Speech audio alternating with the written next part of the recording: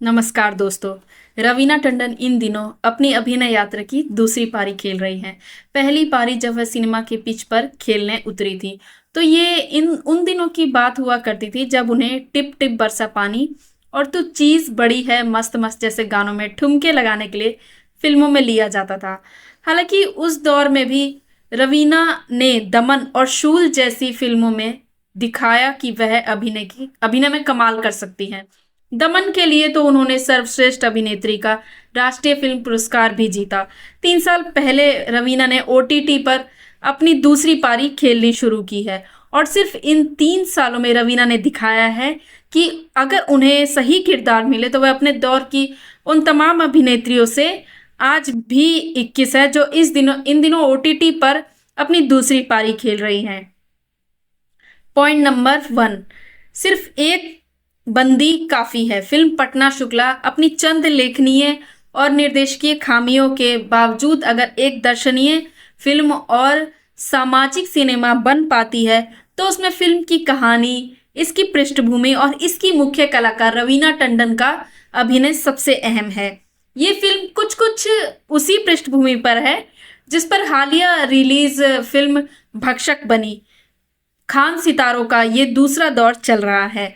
आमिर खान लापता लेडीज बना रहे हैं, शाहरुख खान ने भक्षक बनाई और सलमान खान ने हालांकि अपनी भांजी को लेकर फर्रे बनाई, लेकिन आमिर खान और शाहरुख के सामाजिक सिनेमा को आगे बढ़ाया है। सलमान के भाई अरबाज खान ने अपनी इस नई फिल्म पटना शुक्ला में फिल्म का शीर्षक इसकी मुख्य कलाकार के किरदार के लोकप्रिय होने से मिला नाम है।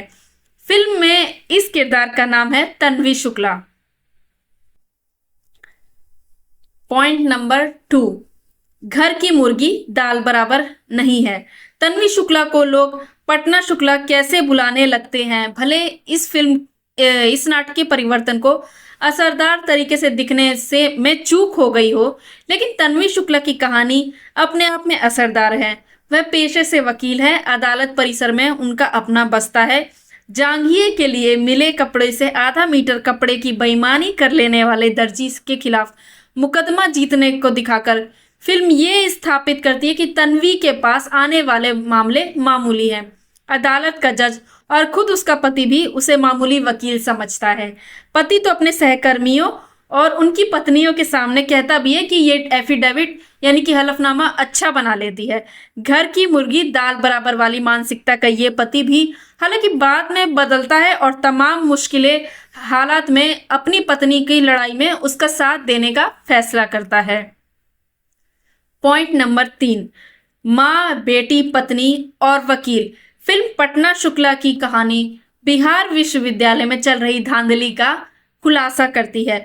शुरू में लगता है कि ये उत्तर पुस्तिकाएं बदलने का मामला है, लेकिन फिर पता चलता है कि सीसीटीवी लगे स्ट्रांग रूम के ब्लाइंड स्पॉट पर बैठा शख्स कैसे लोगों की मार्कशीट ही बदल देता है।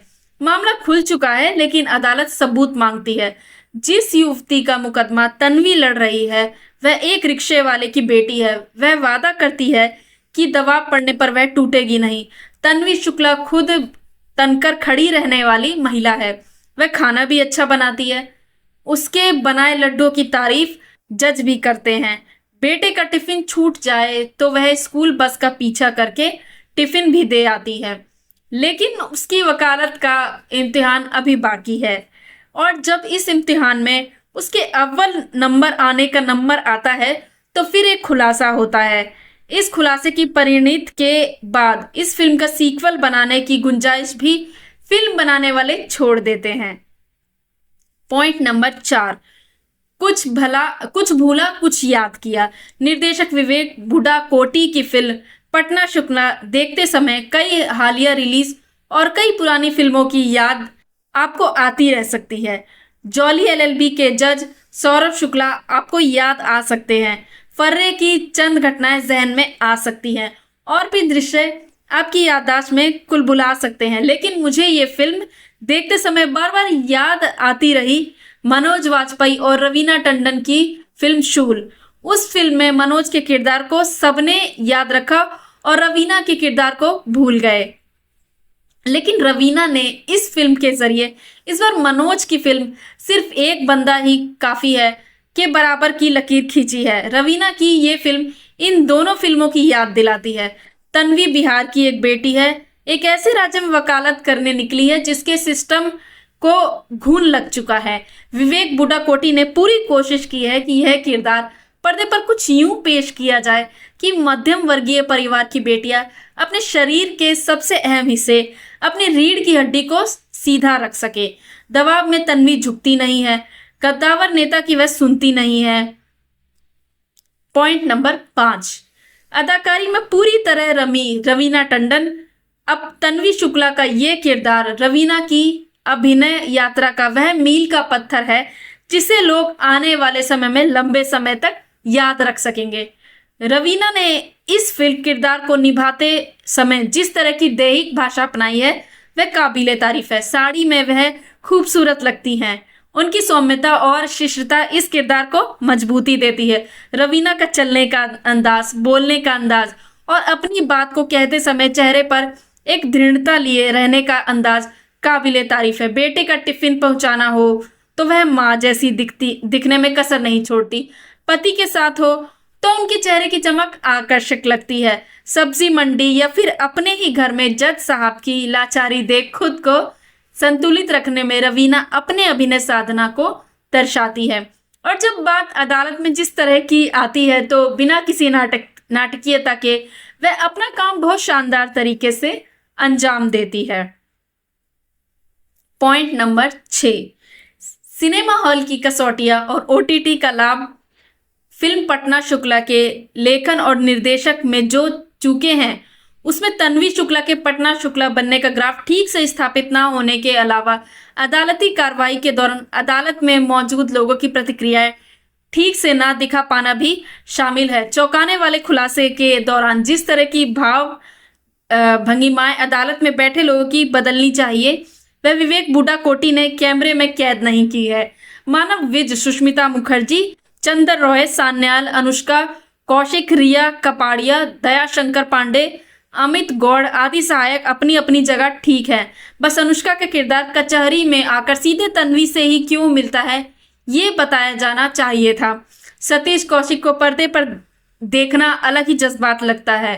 फिल्म में उनका आखिरी शॉट दर्शनीय बन पड़ा है। वह जहां भी होंगे अपने इस किरदार पर नाज कर रहे होंगे। फिल्म का संपादन क्लाइमैक्स में आकर गड़बड़ाया है। गाना यहाँ ठीक से मिक्स नहीं किया गया है। फिल्म के सबसे महत्वपूर्ण संवाद यहाँ ठीक से सुनाई ही नहीं देते। लेकिन इसके बावजूद फिल्म चूंकि सीधे ओटीटी पर है और घर के सुकून में बैठकर देखने की सहूलियत देने वाली है तो सिनेमा हॉल की इस बारीक कसौटियों की छूट इसे दी जा सकती है। दोस्तों, आपको मेरी ये फिल्म का रिव्यू कैसा लगा कमेंट करके बताइए। वैसे वीडियो बनाने में काफ़ी मेहनत लगी है तो मुझे मोटिवेट करते रहिए। धन्यवाद। आप लोग घर में खुश रहें। जय हिंद।